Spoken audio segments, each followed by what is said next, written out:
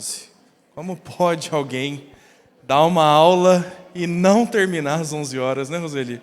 Se você vê isso acontecer, Roseli, não sei se você já viu isso acontecer, me fala quem faz isso aí, que eu vou ter uma conversa séria, né, Luiz? Muito bem. Lembrando aos diáconos para nos dar o aviso aí. Os diáconos vão soar um alarme aí, um sinal 10 para as 11, dizendo: professor, termine a sua aula. Mas é justo, né, irmãos? A Maria Helena tem que fazer almoço, gente. Uai, não dá, né, Maria Helena? Senão vamos fazer almoço aqui. O dia que tiver almoço na igreja também, irmãos, terminar às 11h40, viu, Luiz Fábio? Aí a gente já ora, encerra e vamos para o almoço na igreja. Muito bem, queridos, eu havia falado sobre nós iniciarmos uma série de estudos em teologia bíblica, e aí nós adiamos levemente isso, para podermos cumprir algumas outras coisas, né? Essa aula eu terminaria no dia que o reverendo Itamar deu a aula na escola dominical. Que absurdo, imagina que eu ia... Falei: reverendo, o senhor está com o pé na porta, não quer despedir, dá a última aula de GVD, né? Foi a última pregação, tudo, eles falaram isso, né? Tudo era o último, né? A última pregação, a última aula, a última oração, e assim vamos. Então, esse assunto ficou em aberto, e aí, portanto, eu gostaria de concluir esta aula hoje, e a expectativa é nós seguirmos com os nossos estudos de teologia bíblica logo após o carnaval, tá bom? É que a Bia e o Samuel vão no bloquinho, eles não vão estar aí no dia da aula, eles não queriam perder e tal. Mas aí, irmãos, nós vamos seguir uma série de estudos do reverendo Leandro Lima, e ainda devo falar aos irmãos, aos que quiserem, né, aos que assim desejarem, se quiserem comprar a apostila, nós vamos pegar o nome dos irmãos, passar a apostila a preço de custo e fazer a encomenda direto da editora lá, como foi a apostila de teologia sistemática que nós acompanhamos. Então, aqueles que quiserem adquirir a apostila, acompanhar os estudos, ter em casa, nós fazemos isso ao longo das semanas. Ainda não tive o valor certo, mas se você quiser, meu irmão, botar R$200 na minha mão, fala: pastor, põe aí o valor que for, está tudo certo, tudo bem, a gente compra, doa para os irmãos, doa para missões, né? Mas com certeza eu falo aos irmãos nas próximas semanas. Então nós vamos hoje concluir, ou ir para uma segunda parte, né? Não é bem uma conclusão, são duas partes, pensarmos aí sobre tomar decisões conforme a vontade de Deus, assunto que é sempre tão nebuloso, né? Sempre tão difícil para nós. Vamos orar, irmãos, pedir a Deus que nos capacite para essa tarefa. Pai de amor, nós oramos ao Senhor mais uma vez, levando ao Senhor o nosso coração e queremos enchê-lo com a Tua palavra, Deus. Por isso pedimos para que o Senhor nos auxilie nessa tarefa, que o Senhor nos conduza, Deus, naquilo que para nós é impossível sem a capacitação do Senhor. Só podemos entender a Tua palavra quando o Senhor a esclarece a nós, e por isso nós pedimos, Deus, que o Senhor nos tire daqui no final desta aula cada vez mais seguros e convictos para tomarmos decisões conforme o Senhor nos ensina, conforme a Tua boa vontade. É o que oramos, é o que pedimos, no nome de Cristo Jesus. Amém. Irmãos, na outra aula, nós gastamos aí toda uma aula relembrando pontos teológicos importantes para nós. Falamos sobre a vontade de Deus como a Escritura expõe. E aí nós organizamos nesses dois grandes tópicos. A vontade de Deus, que é decretiva, aquilo que é o plano eterno de Deus, que é imutável, que o Wagner pode chorar, espernear, e Deus vai falar: é assim que está decretado. A vontade do Senhor se cumprirá. E toda a Escritura expõe isso. Ao mesmo tempo, nós não conhecemos essa vontade. Então, talvez o mesmo Wagner diga: Senhor, me revela a Tua vontade oculta, para que então eu não esperneie, mas eu creia com mais confiança. As coisas ocultas pertencem ao Senhor. Mas as coisas reveladas pertencem a nós. Então, a vontade de Deus não é de todo oculta. A vontade de Deus é revelada a nós, claramente. E o Senhor quer que nós andemos segundo a Sua vontade revelada. Opa, então eu tenho um parâmetro bem claro. E esta vontade é a Escritura. Então, como tomar decisões segundo a vontade de Deus?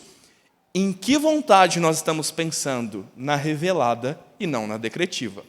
Então, não dá para você fazer aquela oração de Senhor, me revela o dia da minha formatura na faculdade. E aí Deus te mostra a Júlia vestida de branco, segurando um diploma assim, né, Júlia? Sorrindo.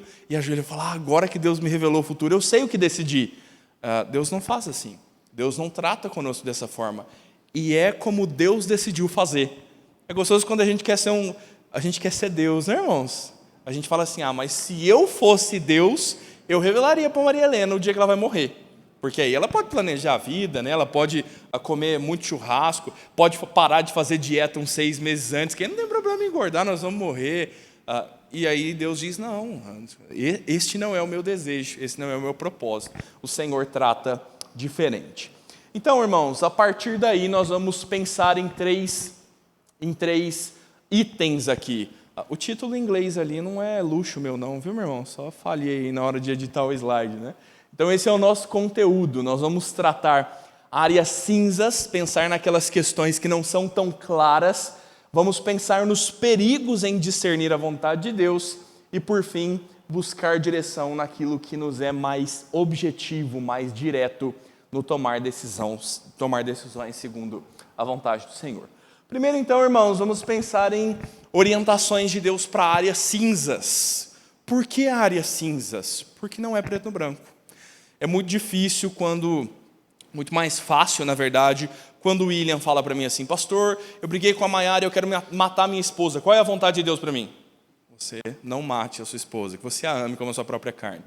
Alguns mandamentos são objetivos, são bem claros. Outros mandamentos são como... William, você recebe uma proposta para trabalhar em Massachusetts. É o seu sonho ir para o exterior, mas você não quer deixar sua casa, sua família, os seus amigos. Sabe quando são decisões assim, um pouco mais difíceis? Samuel e a Bia se casaram recentemente e tiveram que escolher um apartamento para morar. Senhor, qual é a tua vontade? Onde eu devo morar? Aí, morarás na avenida. E o Senhor não faz assim, né? Então, as áreas cinzas são justamente essas que nós estamos pensando um pouco mais difíceis. Me ajuda aí, meu irmão. Qual o seu maior medo ao tomar uma decisão? O que te preocupa nas áreas cinzas? Qual o seu maior medo ao tomar uma decisão quando a melhor escolha não é tão clara? Davi, fala para mim, meu irmão. Qual que é seu medo quando você está numa situação dessa? O que passa pela tua cabeça? Acho que o meu maior medo é que dê tudo errado, né? Que saia tudo dos planos, né? E traga algumas dificuldades. O medo é tomar a decisão errada, né? Você pensa que é aquilo que você está querendo e às vezes não é. E tem aquela ideia também do medo, você ter medo e você ter a coragem de enfrentar esse medo, né? Também tem...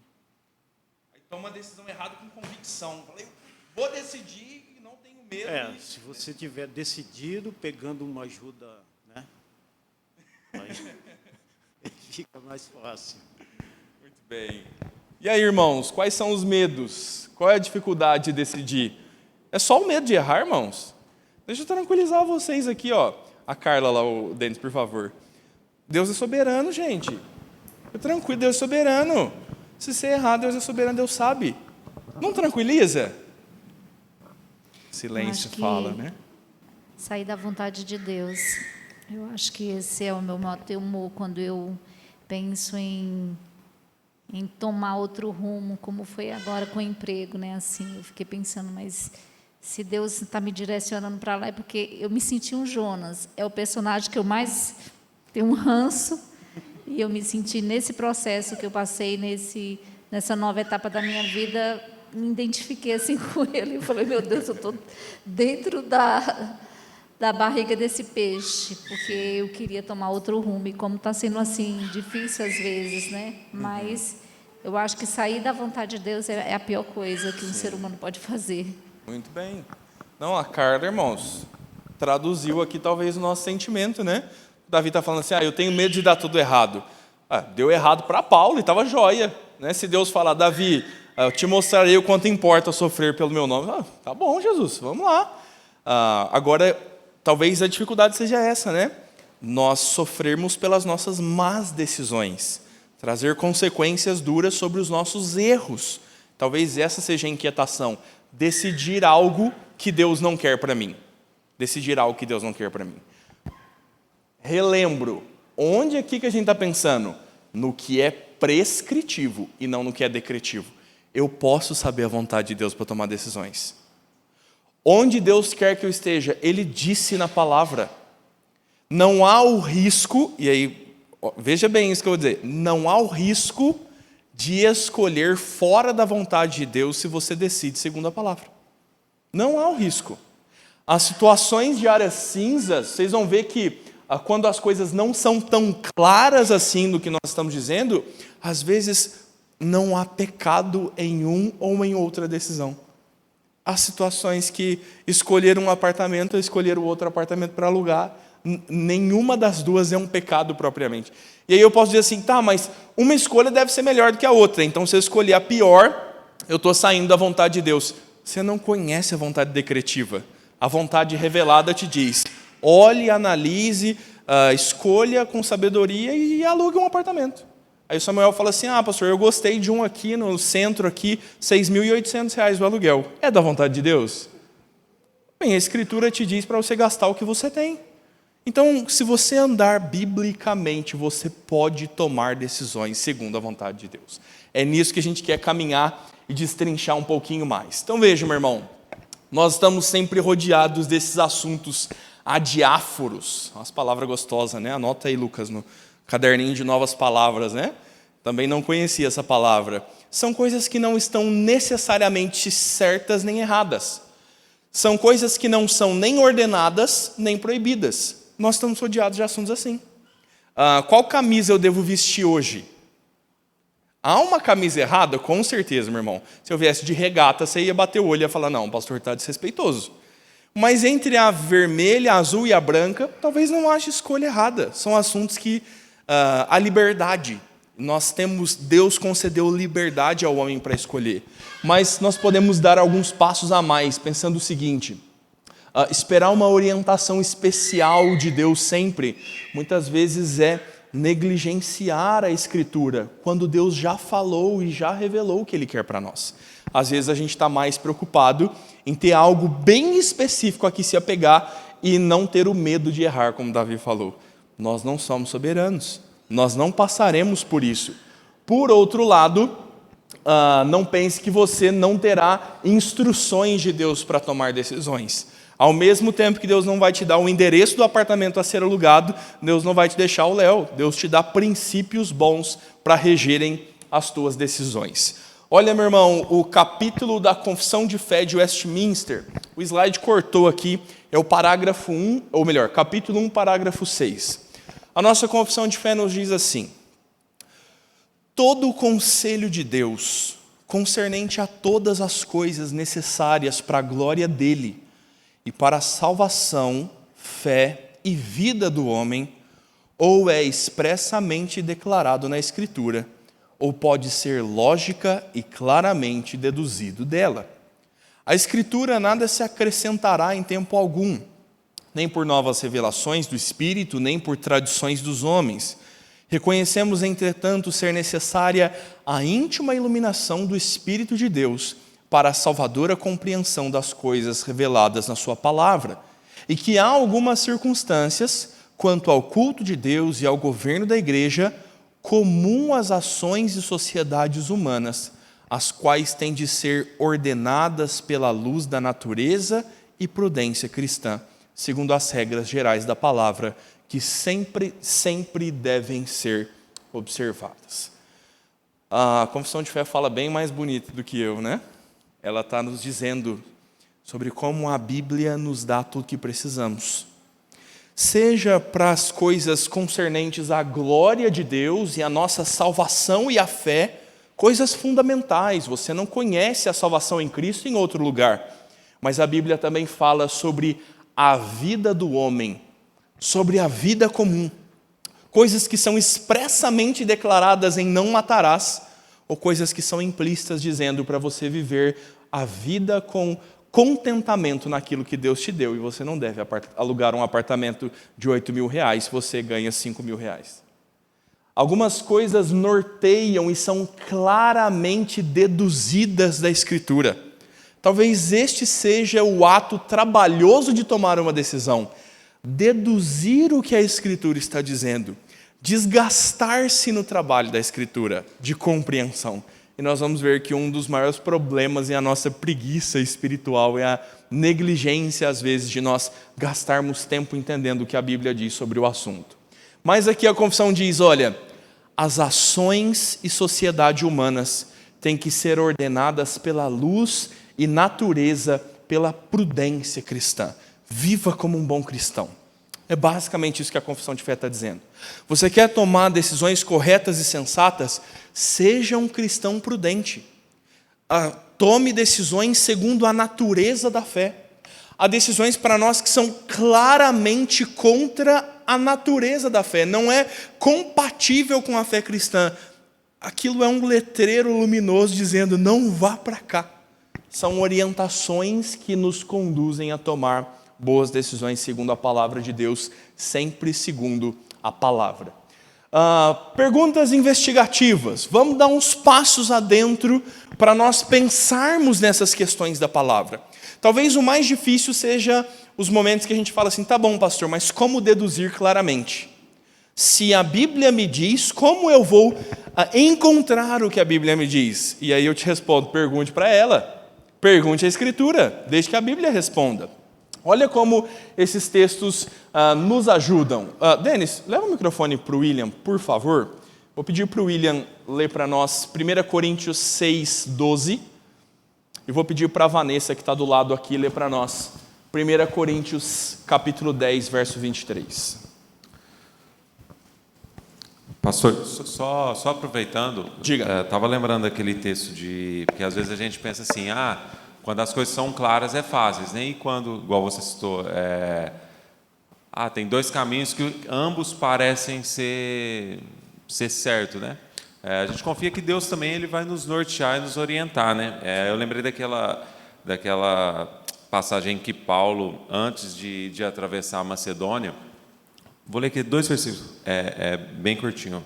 Fala assim, que Paulo e seus companheiros viajaram pela região da Frígia e da Galácia, tendo sido impedidos pelo Espírito Santo de pregar a palavra na província da Ásia. Quando chegaram à fronteira da Mísia, tentaram entrar na Bitínia, mas o Espírito de Jesus os impediu. Então contornaram a Mísia e desceram a Troade, dormiram, e durante a noite Paulo teve uma visão na qual Deus orientou ele a atravessar a Macedônia, né? É interessante aqui também que Paulo, ele não ficou parado, né? Sim. Paulo, eu acredito muito aqui que ele fez o que ele entendeu que Deus queria que ele fizesse. Então, beleza, vamos. Ele estava pregando lá em todas as várias regiões, e ele falou assim, beleza, vamos agora lá para tal região pregar. Deus não quis que ele fosse e o impediu, né? Eu creio que na nossa vida, as coisas, os acontecimentos, né, Deus usa absolutamente tudo para te impedir também para que a tua vontade dê certo e te norteia nisso. A turma está adiantando a minha aula de novo, por favor. A Carla citou Jonas, eu falei, não vou nem falar, quando chegar em Jonas lá eu falo. Mas já adiantou minha aula, e o William agora e não vai sobrar o que falar. É exatamente isso. A gente está no mesmo rumo. Mas vocês já brincaram de Hot Wheels? Sabe, aquele carrinho não vira roda. Como é que ele anda na pista? Ela tem laterais, assim, ela tem barreira. Você joga e ele faz todo aquele caminho. Se você não faz ideia do que seja Hot Wheels, montanha-russa. Você dirige o carrinho da montanha-russa? Não, você entra e ele segue o seu caminho. Situações como essa, às vezes, são fortes curvas de uma montanha-russa que chacoalha a gente para o lado de cá e Deus fala, eu não quero que você vá lá. Mas Deus sempre age assim. Essa é a questão difícil. Há situações, há portas fechadas. Vamos ao nosso crentez, eu e o Cosmar aqui, que somos bem antigo na fé, e a gente usa só a linguagem de crente. Deus fechou a porta. Sim, mas nem sempre estas são as questões que norteiam. Quando Paulo e Silas foram chicoteados e presos, Será que Deus não fechou uma porta? Olha só, lá não. Apesar de tudo indicar que era uma porta fechada, Deus os libertou milagrosamente. Então, a gente vai chegar nesse ponto de entender que há situações que Deus impede a decisão, mas há outras que é da nossa responsabilidade, né? Outras que ele manda um peixe, né, para te Que ele pegar. manda. Seria bom, meu irmão, vai falar se não seria o mais gostoso e sincero se Deus dissesse assim: você vai viver na montanha russa. Não precisa preocupar, não precisa decidir mais nada a partir de hoje. Eu que vou decidir tudo. Você fala: amém, Senhor, eu vou apertar o cinto aqui, vamos embora. Mas Deus decidiu nos dar liberdade. Deus nos dá agência. E Ele governa sobre a nossa liberdade para fazer a sua vontade. Isso é que é doido de entender. Você fala: pastor, mas Deus não tem decreto? Tem. Mas eu então decido também? Sim. E o que eu decido é o decreto de Deus? É. Aí você vai falar: me explica, pastor. Eu vou dizer: me explica você. A Escritura não nos destrincha detalhes como esse. São duas verdades paralelas, né? Mas a gente chega lá, mas muito boa a colocação, meu irmão. Estou repreendendo, não, gente. Adianta a aula, que eu sei que eu estou no rumo certo. Não estou falando baboseira, a gente está pensando junto aqui, tá bom? Beleza. 6:12, né? Todas as coisas me são lícitas, mas nem todas me convêm. Todas as coisas me são lícitas, mas eu não me deixarei dominar por nenhuma delas.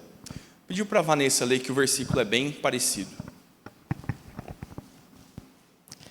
Todas as coisas são lícitas, mas nem todas as convêm. Todas são lícitas, mas nem todas edificam. Olha só, tá bom, tem momentos que Deus faz como Jonas. Deus é claro. Mas se você voltar um pouquinho antes do que Deus falou a Jonas, Deus disse: vai e pregue em Nínive. Qual é a vontade revelada de Deus? Pregue em Nínive. Se Deus ordenou a Jonas pregar, fugir é lícito? Qual a decisão sensata? Vai e pregue em Nínive. Situações como essas são a primeira pergunta a ser respondida. É lícito? É lícito. Ô pastor, eu estou precisando de uma motinha para trabalhar, tem um colega lá meu que está vendendo uma cabrita. Sabe o que é cabrita, irmão? As motos sem placa, sem documento, chassi raspado, né? Meio sujo de sangue ainda, porque alguém foi assaltado e tomou um tiro para que aquela moto estivesse na sua mão. É da vontade de Deus, pastor? É lícito, meu irmão? Não, não é. Então, são decisões que são tomadas aí. São perguntas que nos ajudam a nortear. E a Escritura, Paulo dizendo em 2 textos de Coríntios: todas as coisas me são lícitas, mas nem todas me convêm. A ideia de Paulo é mostrar que, ainda que há coisas que sejam possíveis de ser feitas, eu posso comprar algo assim tão pecaminoso, posso tomar uma decisão tão errada, mas ela não é própria de um cristão. Olha como a confissão de fé está dizendo: ela não é própria à prudência cristã. Olha uma segunda pergunta que nos ajuda muito. Além de ser lícito, sendo lícito, convém, edifica? Tudo me é lícito, mas nem tudo me convém. Tudo me é lícito, mas nem todas as coisas edificam. Talvez não seja uma situação tão conturbada quanto essa, mas aí você me diz assim: não, pastor, vou comprar uma motinha então lá parcelada lá e vou dar conta de pagar. É que eu assumi um novo emprego, eu vou ganhar mais, mas eu vou trabalhar em Taubaté, e aí eu vou daqui para Taubaté de moto todos os dias, vou voltar um pouco tarde. As crianças e a esposa não vão me ver durante a semana, mas uma vez a cada 2 meses eu vou ter uma folga no domingo, então eu venho na igreja. E aí por isso eu quero a moto. É lícito? Bem, qual a lei do país, qual a lei moral que impede de assumir esse trabalho? Convém, edifica, é a melhor decisão a ser tomada, é algo que redunda na glória de Deus, no crescimento da sua família, no fortalecimento da sua vida espiritual? Talvez o meu exemplo seja muito escrachado. Deixa eu te dar um exemplo mais curtinho. Você tem 2 empregos para escolher. Um trabalha domingo e um não trabalha domingo. Qual que você escolhe, Roseli? É próprio da edificação cristã. Domingo é o dia do Senhor. Se, meu irmão, você está numa situação caótica de extrema necessidade e precisa trabalhar no domingo, faça. Se você é médico, plantonista, policial e a sua escala cai no domingo, por favor, trabalhe, meu irmão. Talvez eu tenha um infarto um dia e eu precise de você num domingo à noite. Esse é o problema dos legalistas ao interpretar a lei. mas nós devemos tomar decisões que edificam. Se a sua dúvida em uma situação dessa é dizer, pastor, eu vou trabalhar mais e pôr meu filho na escola, mas eu não vou ter tempo de ensinar a Bíblia para eles. Ou eu fico no emprego que eu ganho menos, eles não estão na escola que eu quero, mas eu tenho tempo de discipular eles. Qual convém? Qual edifica? Olha como esses princípios norteiam a nossa vida. Veja mais aí, meu irmão. É escravizante? Bem, o texto de Coríntios diz, todas as coisas me são lícitas, mas eu não me deixarei dominar por nenhuma delas. Talvez o escravizante mais difícil de lidar não seja propriamente o álcool, as drogas e coisas que são tão próprias de escravizar. Talvez seja o próprio trabalho. Talvez seja a tua vida fitness ou a tua vida relapsa. Pastor, eu não sei se eu deveria ir para a academia. Você está com hipertensão, você está com 32 quilos a mais, você está à beira da morte, o médico falou que você está com 4 artérias entupidas e você tem 6 meses de vida. A decisão está tomada, meu irmão. Pastor, eu não sei se eu deveria aceitar esse emprego, é um emprego legal, mas eu não sei se é bom para mim. Meu irmão, você está atolado em dívidas, a sua esposa está sustentando uma casa e você precisa urgentemente de um socorro e Deus abriu uma porta. E aí você fala, mas eu não sei se eu deveria. Meu irmão, talvez você esteja escravizado ao seu conforto. Então, são perguntas que nos ajudam a discernir. Olha mais uma. É útil para outras pessoas? Vamos ler a continuação do texto de Coríntios, que nos ajuda um pouquinho mais. Pedi para Bia do Luiz Fábio, não lembro seu sobrenome. Bia Souza Dias. Souza Dias, não é? Não é não. Por favor, Bia, 1 Coríntios 10, versículo 24 e depois do 28 ao 33. 24. Ninguém busque o seu próprio interesse, e sim o de outrem. 28 até o 33. Isso. Porém, se alguém vos disser, isso é coisa sacrificada a ídolo, não comais, por causa daquele que vos advertiu e por causa da consciência. Consciência, digo não a outra propriedade, propriamente, mas a do outro. Pois porque há de ser julgada a minha liberdade pela consciência alheia? Se eu participo com ações de graças, porque hei de ser vituperado por causa daquilo porque dou graças? Portanto, quer comais, quer bebais, ou façais outra coisa qualquer, fazei tudo para a glória de Deus. Não vos tornei causa de tropeço, nem para judeus, nem para gentios, nem tampouco para a igreja de Deus. Assim como também eu procuro, em tudo, ser agradável a todos, não buscando o meu próprio interesse, mas o de muitos, para que sejam salvos. Muito bem, irmãos. Paulo continua o texto, e o contexto é sempre bom para nós. Paulo está falando sobre o ato de comer carne, o fato de participar de ofertas sacrificadas a ídolos, e muitos diziam, não coma carne sacrificada a ídolos, é pecado contra o Senhor. Paulo diz, todas as coisas me são lícitas. É pecado comer a carne sacrificada ao ídolo? Não, porque antes do ídolo, o Senhor é quem constituiu aquela carne e a deu para ser recebida com ações de graças. Beleza? Mas Paulo diz no verso 34, ou melhor, 24, você passa a tomar uma vida cristã que é não só em seu benefício, mas também em benefício de outro. Então o apóstolo Paulo argumenta dizendo, se o teu irmão está comendo carne, para de julgar ele. O teu irmão está fazendo isso na liberdade cristã e não está pecando contra Deus. Todo o alimento é criado por Deus para ser recebido com ações de graças. Então não venha me falar que eu tenho que ser vegano, irmão. Não cola. Nós vamos comer um churrasquinho, peito de frango está R$11 ali no açaí, irmãos. Compra lá, de quilo. É que a carne da vaca está um pouquinho mais cara, né, Maria Helena? Recebidos com ações de graças. Amém, Senhor? Mas o texto diz também que se não é pecado, eu posso fazer a torta e a direito sem me importar e cada um cuide da sua vida? Não. não seja pedra de tropeço para o teu irmão. Se comer carne escandaliza o teu irmão, que é fraco na fé e não tem consciência para entender que isso não é pecado, será que não seria melhor deixar de comer carne para glorificar o nome do Senhor e zelar pela fé do irmão mais fraco? Qual é o princípio que nos está posto? As decisões que nós tomamos devem também considerar terceiros, devem também considerar os outros. E eu te diria, meu irmão, considere primeiros da sua casa. A sua esposa é a sua própria carne. Como você toma decisões sem considerar a tua esposa? Talvez a gente esteja ouvindo as feministas gritar tão alto sobre o machismo e em algumas situações a gente tem que dizer, parece que vocês estão falando algumas coisas próximas da palavra de Deus. Onde fica a união de uma só carne diante do Senhor quando não há concordância em nenhuma decisão? É necessário zelar pelos próximos. Tome decisões, meu irmão, pensando nos teus filhos, não na faculdade e no Hot Wheels que você vai dar para ele, que eu falei agora, né? Não, vou dar um Hot Wheels para meu filho, pastor, para ele entender sobre os decretos de Deus que nos põem como Hot Wheels na pista. Meu irmão, seu filho não precisa de brinquedos. As decisões que você precisa tomar do cuidado do seu lar são: preciso inculcar a palavra de Deus no meu filho.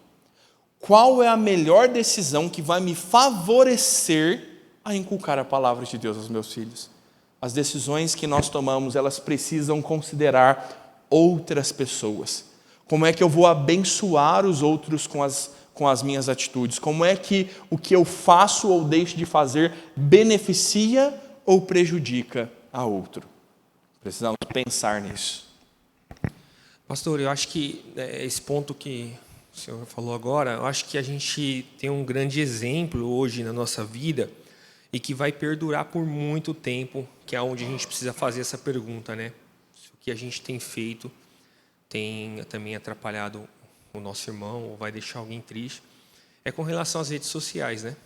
Acho que hoje, quando a gente vai postar alguma coisa ou quando a gente vai comentar uma postagem de uma outra pessoa, será que a gente está realmente pensando nesse versículo, nisso que o senhor falou? Será que a gente tem pensado no próximo, ou assim, aquela vontade nossa de tem sobressaído e a gente não tem parado para pensar nisso? Então, é uma coisa que vai perdurar, uma coisa que está cada vez mais saindo do controle, mas que a gente precisa, como cristão, parar e pensar naquilo que a gente tem feito com relação a isso. Irmãos, vamos pensar em decisões, não só nas grandes, nas pequenas também. Esses filtros e essas peneiras, o presbítero Lucas nos fala muito bem, pensando que elas são para todas as coisas. As nossas redes sociais hoje são, vou dizer assim, são a exposição dos nossos corações. Elas estão só demonstrando quantos problemas há na casa, no contexto, no país, na sociedade. Você quer postar uma foto, meu irmão? É lícito. Sabe aquela piadinha de ovelha de Cristo não posta foto sem lã, hein? Minha irmã, você quer postar uma foto de biquíni na praia com a sua família? Você mostraria uma foto de biquíni na igreja? Assim, as professoras da EBD aqui, né? Então, a gente põe a foto das professoras da EBD e a gente põe a foto que você postou. O presbítero Jorge é mestre de pegar foto do Facebook para usar na igreja. E aí pega aquela foto sua de biquíni na praia, fazendo pose de sereia. É lícito, minha irmã. É lícito. Tá bom, não, pastor, mas o que eu estou aqui é tranquilo. Tá bom, mas então é lícito. Convém a um cristão postar o que você quer postar? A frase que você vai escrever edifica a vida de outro irmão? Ai, querido, nós podemos mudar as redes sociais. Tão só nessas duas perguntas, e as outras mais podem ser aplicadas. Deixa eu ajudar o pastor aqui, né? O pastor falou, acho que da questão da foto, né, do biquíni, né? Mas eu não gosto, mas assim, se eu gostasse de tomar uma cerveja, seria lícito eu postar uma foto da mesa da minha casa com 3, 4, 5 garrafas de cerveja? Então, eu acho que aí eu já estou dando um exemplo masculino, né? Um exemplo para compartilhar aí do que o pastor falou. Então, acho que a gente tem que se preocupar um pouco com isso, porque isso vai perdurar, as redes sociais estão aí, né? E elas vão, né, ser cada vez mais o carro-chefe nosso, dos nossos filhos, dos filhos dos nossos filhos. Irmãos, o Mark Zuckerberg lá do Facebook, do Instagram, é ele que vai dar o arquivo do juízo final, viu? Ele vai fazer um backup das redes sociais e o Senhor terá lá muitas razões para... É verdade. Tanto se falou desse telão do último dia, agora faz sentido, né? Vai ser um feed de redes sociais lá sendo rolado, testemunhando contra nós, né? Mas prudência, irmãos. Pela prudência. É o que eu disse no começo. Seja um bom cristão. Seja um bom cristão e você pode ter redes sociais e você vai glorificar a Deus nessas coisas.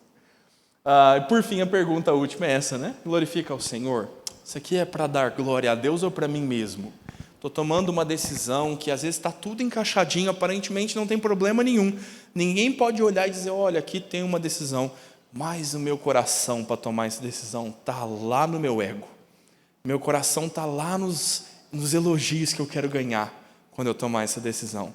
Meu coração está lá na ganância daquilo que eu posso receber. E não é pecado ser rico, viu, meu irmão? É pecado amar o dinheiro. E você fala, não, mas então, já que eu vou ser rico, eu vou amar o meu dinheiro. E às vezes não tem pecado nenhum. Você vai falar, nossa, pastor, recebi uma promoção, vou ganhar 80 mil por mês. Que bênção, meu irmão. Louvado seja Deus por isso. Dá uma oferta gorda para o missionário lá no Dan, lá com o Lucas. Seja bênção com o que Deus colocou nas suas mãos.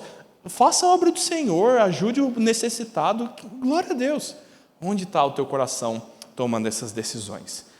Não baseados nos versículos, há outras perguntas que nos ajudam também, propostas aí pelo autor do livro. Eu citei na outra aula, não citei hoje. Nada disso é meu, viu, meu irmão?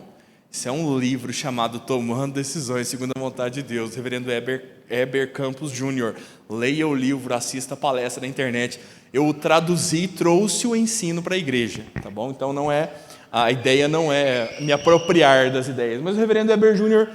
oferta algumas outras perguntas, pensando, onde eu posso utilizar melhor os meus dons? O rapaz tem dom de enfermagem e ele quer ser mecânico. Porque mecânico ganha mais. Será, meu irmão, que é o melhor lugar? Será? Ô Lucas, eu estou pensando em me candidatar a uma vaga de meio período para dar aula no berçário para criancinhas. Será que é o melhor lugar para estar eu lá, né, segurando aqueles meninos que nem sabem segurar direito, né, Maria Helena? Às vezes os nossos dons, as nossas aptidões estão nos ajudando a decidir. Qual local oferece maiores tentações, as quais devo evitar?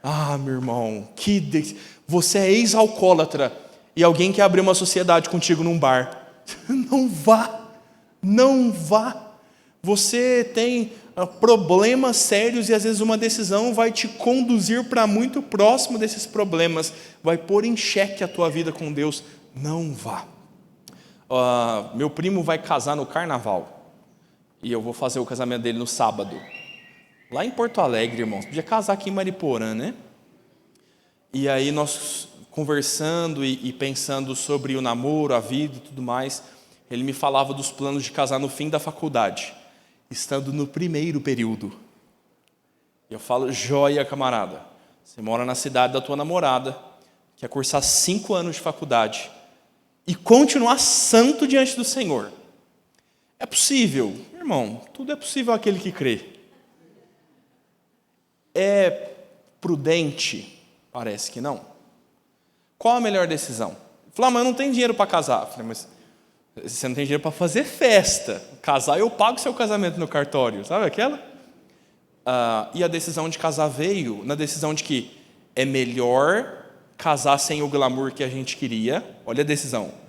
E não entrarmos em tentação e permanecermos fiéis diante do Senhor, do que sermos tentados por 5 anos, correndo o risco de pecar contra Deus, por uma decisão de casar no fim da faculdade e fazer uma festa de uma noite com muito glamour. E vai casar com glamour, o miserável. Deus foi lá e deu um mimo, né? E as nossas decisões precisam ser norteadas em princípios assim, né? Por fim, que lugar oferece melhor oportunidades para um crescimento cristão? Às vezes essas são coisas muito boas, irmãos, de se pensar. Você talvez tenha oportunidades diante de si que você vai simplesmente sucumbir no Evangelho. Não favorecem a tua vida cristã. Você está entre prestar um serviço de engenharia para uma igreja e para um prostíbulo. Você pode construir cada um dos dois. Não, você é só engenheiro. Qual deles vai ser mais saudável para a tua vida cristã? Qual ambiente é melhor? Qual decisão vai favorecer a vida dos teus filhos junto à igreja, a tua presença no corpo de Cristo? São perguntas aí que norteiam as nossas decisões. Queridos, vamos pensar num outro exemplo que está ilustrando agora essa ideia. A gente tem 3 círculos aí que nos dão uma ilustração dessa esfera. Pensando que esse é o raio das nossas decisões, o menor deles e o mais claro são mandamentos negativos. Não matarás, não furtarás, não dirás falso testemunho. Pastor, bateram no meu carro e eu tenho que prestar um depoimento mentiroso para a polícia para o seguro cobrir. É da vontade de Deus? Resolvido aqui, meu irmão. Deus disse, não farás. Talvez a gente consiga complementar isso com um raio de respostas mais amplos da Escritura, de mandamentos positivos. Marido, amai a vossa esposa. São princípios bíblicos. Pastor, eu só tenho 3 horas livres no meu sábado. Eu trabalho muito, eu sou muito ocupado, eu faço um curso, minha esposa também trabalha, e nessas 3 horas livres eu queria muito jogar um futebol, e a minha esposa concordou, ela falou que não tem problema. Mas eu estou em dúvida, será que seria a melhor decisão? Meu irmão, você vai ter tempo de qualidade com a tua esposa? Essa é a melhor forma de amar a sua esposa? Então tome essa decisão. Apacentai o rebanho de Deus, né? Deus está dizendo claramente que quer dos pastores e dos presbíteros. E são princípios que norteiam a nossa vida. Alguns ainda há uma esfera aí de liberdade cristã, de mandamentos que não são negativos nem positivos, de aqueles que estão um tanto mais abertos. Qual que vai ser o almoço hoje? Você já decidiu, irmão? Deixou pronto ou você vai ter aquela discussão no carro na saída do EBD? O que você quer comer? Não sei, qualquer coisa. Então é lasanha. Não, lasanha não serve. Aquela discussão gostosa, né? Assuntos que não estão neste campo. Qual emprego escolher? Qual faculdade cursar? Qual escola matricular meu filho? Do matricular o filho é gostoso pensar assim, faço homeschooling, não faço homeschooling. Crises, irmãos. Nós estamos na crise do homeschooling agora. Faço ou não faço? Qual dos dois é pecado? Qual dos dois é pecado, Gisele? Nenhum. Um dos dois pode se tornar pecado? Pode. Se você entregar o seu filho ao Estado e dizer, educa para mim aí, mais tarde eu volto para buscar, você está pecando contra Deus, não cuidando dos seus filhos. Pode se tornar pecado. Não, mas o homeschooling não pode se tornar pecado. Pode, meu irmão. Você acha que se você fizer homeschooling, os seus filhos vão ser santos, perfeitos, arcanjos de Deus, né? Pediram para mudar a classe dos cordeirinhos para lobinhos, viu, Luiz Fábio? Esse pedido aí do ano passado ainda. Nós não salvamos os nossos filhos, é Cristo quem os salva. Um pode ser uma excelente oportunidade, outro pode ser uma excelente oportunidade. Estão no campo da liberdade cristã. Como decidir? Leve princípios bíblicos. É lícito, edifica, beneficia o próximo. Como eu vou glorificar a Deus com isso? Qual dos caminhos é melhor para mim, para minha casa, para minha família e para a glória de Deus? E decida com paz no seu coração, meu irmão. Tomar um caminho não é pecado, tomar o outro não é pecado. A questão está na nossa vida com o Senhor, no nosso temor a Deus, para tomar boas decisões. Começando a encontrar o caminho, né, nos direcionando agora para algumas coisas mais claras, né? Nós compreendemos que nós devemos crescer no conhecimento e na vontade preceptiva, os preceitos do Senhor, e tendo submissão à vontade decretiva. Quando a baleia engole Jonas, Jonas diz, amém, Senhor, sou submisso à tua vontade. Quando Deus diz para Paulo, você não vai para a Ásia, Paulo diz, amém, Senhor, sou submisso à tua vontade. Mas quando há a oportunidade de Paulo escolher se vai para Macedônia, Bitínia, ou qual é o direcionamento, ele faz.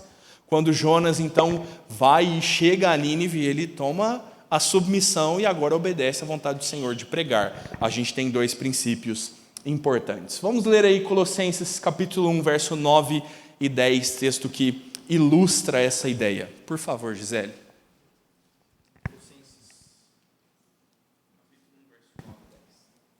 Por esta razão, também nós, desde o dia em que ouvimos, não cessamos de orar por vós e de pedir que transbordeis de pleno conhecimento da sua vontade, em toda sabedoria e entendimento espiritual, a fim de viverdes de modo digno do Senhor, para o seu inteiro agrado, frutificando em toda boa obra e crescendo em pleno conhecimento de Deus. Qual a vontade de Deus para a sua vida? Que você conheça a vontade do Senhor, que você transborde em pleno conhecimento da palavra de Deus. Se dedique à palavra, encontre nela orientação e tome decisões segundo a vontade de Deus. Muito bem. Nós caminhamos para isso na linguagem bíblica de pedir sabedoria ao Senhor. É o que nos diz o texto de Tiago, capítulo 1, versos 5 e 6. Pedi aqui para o presbítero Lucas ler para nós. Tiago, capítulo 1, versos 5 e 6. Se, porém, algum de vós necessita de sabedoria, peça a Deus, que a todos dá liberalmente e nada lhe impropera, e se lhe há concedida. Peça, porém, com fé, em nada duvidando, pois o que duvida é semelhante à onda do mar, impelida e agitada pelo vento. Peça ao Senhor. Deus não impropera, Deus não põe empecilhos a ninguém que lhe pede sabedoria. O Senhor dá liberalmente. O Senhor dá sabedoria e Ele não a toma de volta, mas peça sem duvidar. Creia que o Senhor te dará a sabedoria. Como a sabedoria dada pelo Senhor e os princípios da palavra funcionam? E aí, uma excelente frase do reverendo Heber Júnior dizendo: sabedoria é a habilidade de aplicar os preceitos do Senhor às circunstâncias da vida. Meu irmão, essa frase pega assim, escreve no teu coração.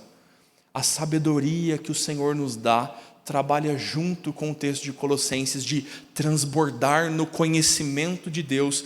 E esta sabedoria do Senhor é pôr luz sobre a sua palavra e nos instruir nela, e você poder tomar decisões sensatas, seguras, segundo a vontade do Senhor. O sábio é aquele que sabe tomar um mandamento bíblico e particularizá-lo, isto é, mostrar a sua relevância para determinada situação específica. Sabedoria não está à parte da vontade de Deus. Nós temos a sabedoria como uma monja de 86 anos que fala calmamente verdades bonitas. Essa é a sabedoria. Sabedoria para nós são aqueles livretinhos que a gente compra na saída do mercado, sabe? Gotas de sabedoria para cada manhã. E às vezes nós vemos em belos poemas sabedoria. Irmãos, sabedoria é capacidade de aplicar as verdades do Senhor com precisão, com distinção. É aqui que o Senhor vai nos direcionar a trabalharmos. Então, nós precisamos de sabedoria para saber se dar dinheiro a um pedinte na rua é sinônimo de acudir ao necessitado. A Bíblia diz para acudir ao necessitado. Então, a partir de hoje, você deve dar esmola para todas as pessoas que você encontrar na rua. Veio um japonês morar com a gente no seminário, o Eiji. Ele ficou 2 meses aqui conosco no seminário. E um dia ele falou assim: como é que vocês fazem? Como é que vocês fazem? Ou por quê? Ele falou assim: porque eu fui na Praça da Sé. E o Eiji não conhece um contexto brasileiro. No Japão não existem moradores de rua e pessoas necessitadas pedindo dinheiro. É o Japão. E o Eiji, como um bom cristão, deu um trocado para cada pessoa que ele pediu um trocado. Isso é acudir ao necessitado? Sabedoria para interpretar o mandamento e aplicar a sua vida. É necessário sabedoria para saber quando ficar calado é sinônimo de submissão da mulher ao seu marido. Submissão não é ficar sempre calada.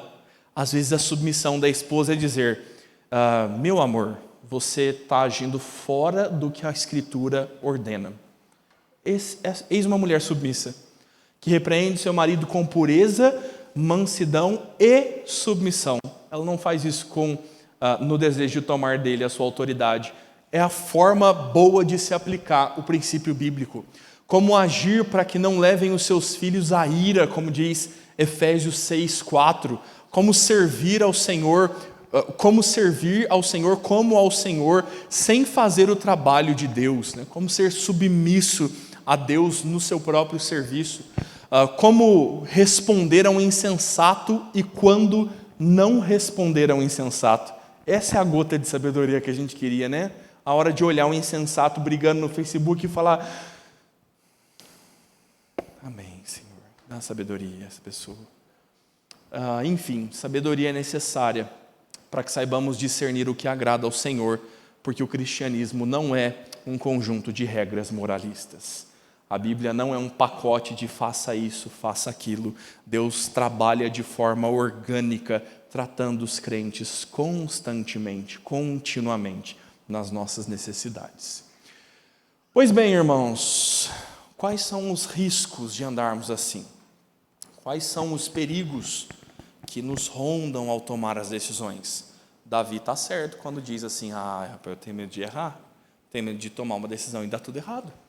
A Carla dá a resposta piedosa de todo cristão: tenho medo de agir fora da vontade do Senhor. E realmente existem riscos, senão a gente não estava falando disso. Se esse fosse um assunto simples, não era necessário que ele tomasse tempo do ensino do corpo de Cristo. Há perigos, há riscos neste caminho, e nós queremos pensar em alguns sugeridos pelo reverendo Weber. Provérbios 12:15 diz que o caminho do insensato aos seus próprios olhos parece reto, mas o sábio dá conselho aos ouvidos. Como eu disse lá quando falamos com o Clóvis, né, de às vezes a gente ter medo na decisão. Meu irmão, tem gente que toma decisão sem medo, impetuoso, convicto e errado. O cara fala assim: não, amor, tenho certeza, pode ter certeza. Conversei com o diácono Denis, que tem muito dinheiro investido, agora é os bitcoins, vamos tirar toda a nossa previdência privada, vamos comprar bitcoins, eu tenho certeza que vai dar certo. Irmãos, eu comprei R$10 de bitcoins, R$10 é o meu investimento, tem 9,50, já perdi 50 centavos lá, desde fevereiro do ano passado. Esse é o investimento mais arriscado que eu já fiz na vida, irmãos. Sim, é como eu trabalho nesse campo da finança, né? R$10 investidos.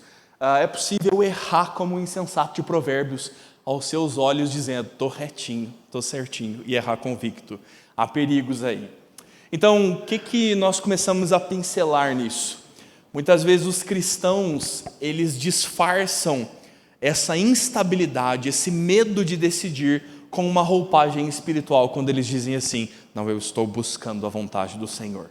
Então, às vezes você está só inseguro e não sabe como resolver. Você está só sujeito a diversos erros e parecendo espiritual enquanto titubeia nas decisões.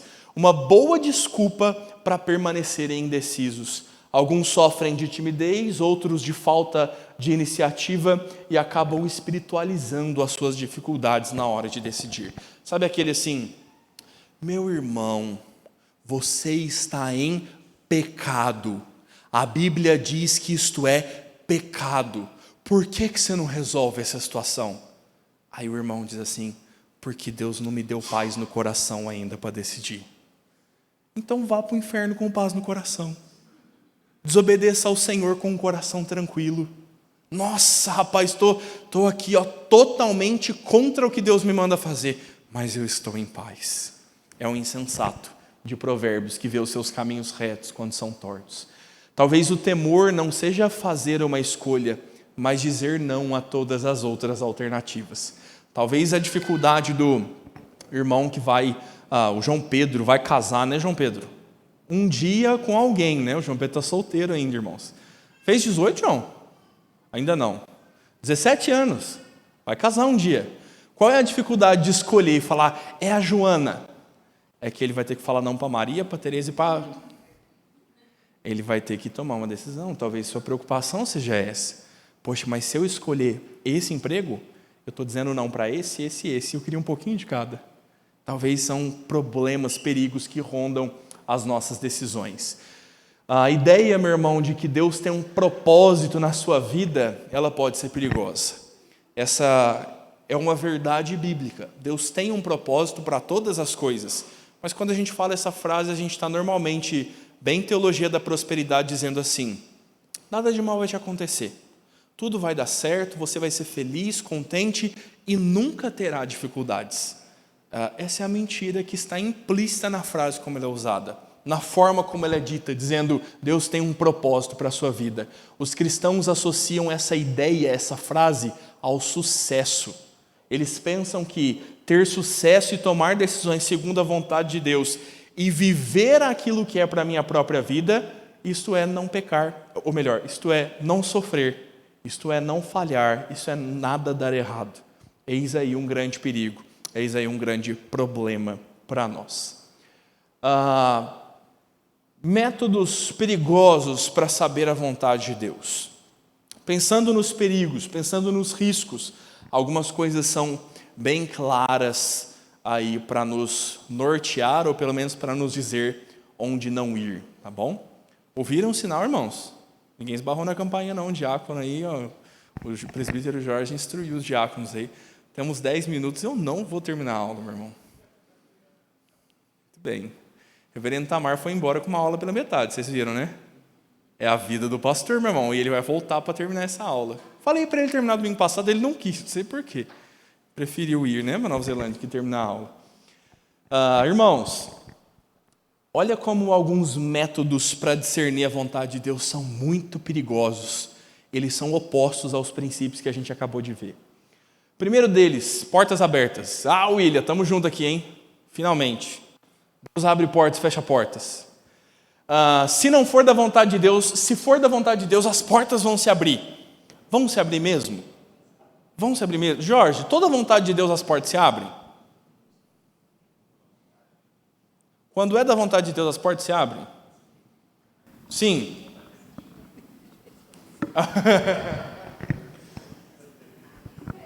A Silvinha respondeu convicta. Sim, as portas se abrem. Deixa eu melhorar a pergunta. Não, mas tem a vontade decretiva que, se for para abrir, abre. Não, eu estou com uma decisão... Não, você está muito técnico.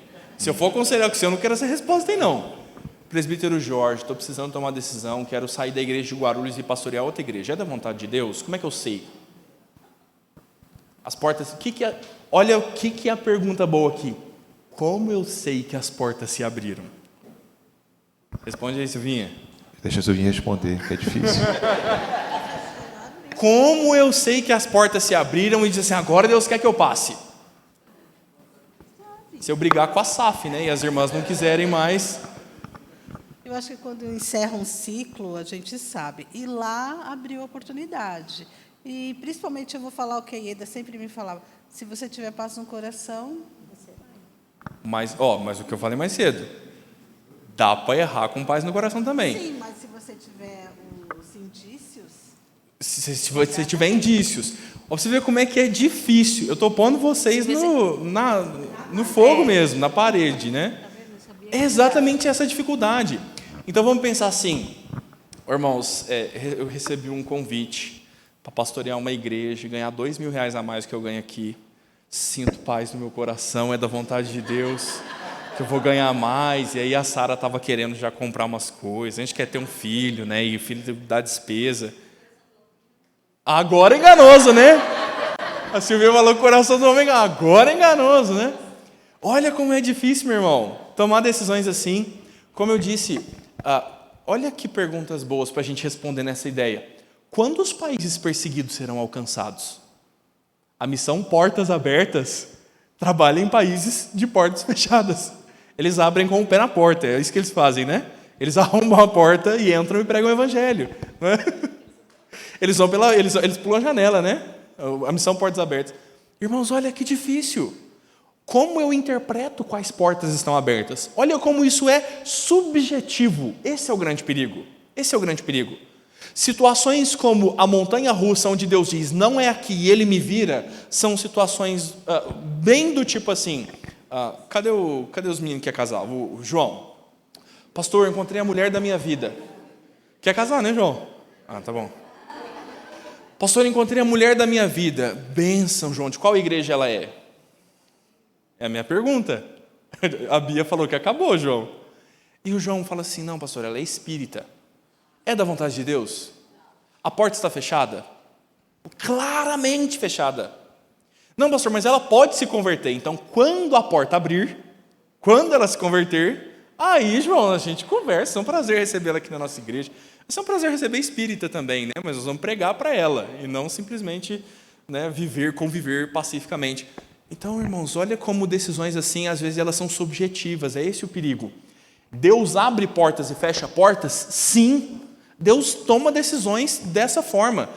Você quer fazer algo, você tem um processo judicial e você está orando ao Senhor para que seja favorável. O juiz condenou você. Fechou-se a porta. Está fora do seu controle, está fora da sua decisão. São coisas bem claras da Escritura quando se evidencia assim. Olha mais ideias. Testes. O presbítero Ismar falou disso lá na outra aula, sobre Gideão. Ai, pastor, eu vou fazer um teste aqui. Gideão. E aí é bíblico. Esse pessoal aí do Luiz Fábio, que gosta bastante de ler a Bíblia, Edmilson, não fala fora da Bíblia. Não, mas está na Bíblia.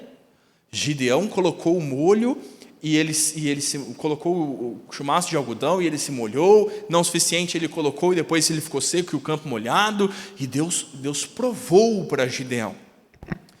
Meu irmão, aconteceu com o Gideão. Ser engolido pela baleia você não quer, né? Mas você quer o Gideão? Ser lançado na cova dos leões a gente não quer, mas a gente quer como Gideão. A gente está interpretando o texto errado. Pode ser que num fato absurdo e numa situação muito esporádica Deus te responda num teste? Pode. Agora, para toda decisão que você tomar, você vai fazer um teste? Você fez 2 entrevistas de emprego, não sabe qual escolher. Você fala assim, o e-mail que chegar primeiro é a resposta do Senhor.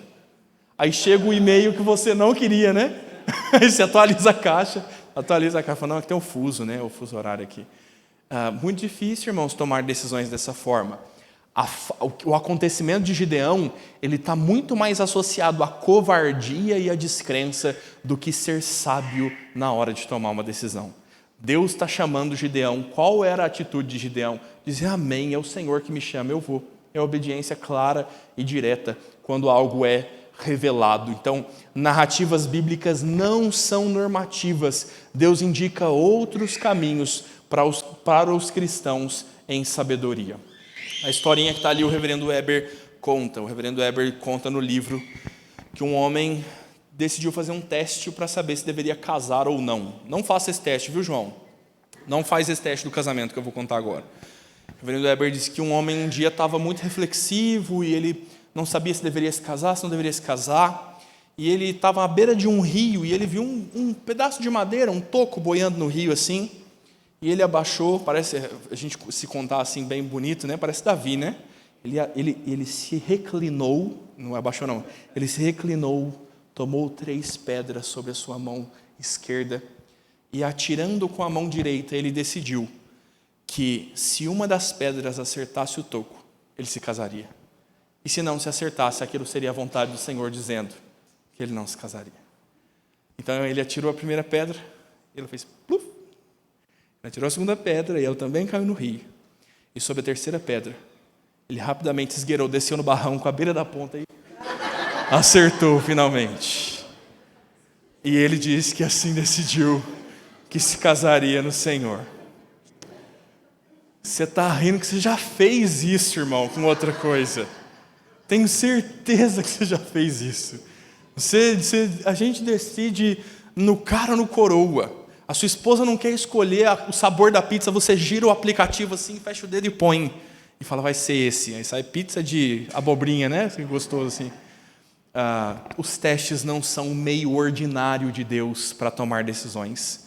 Eles não é porque uma vez aconteceu que deva ser assim a partir de agora, né?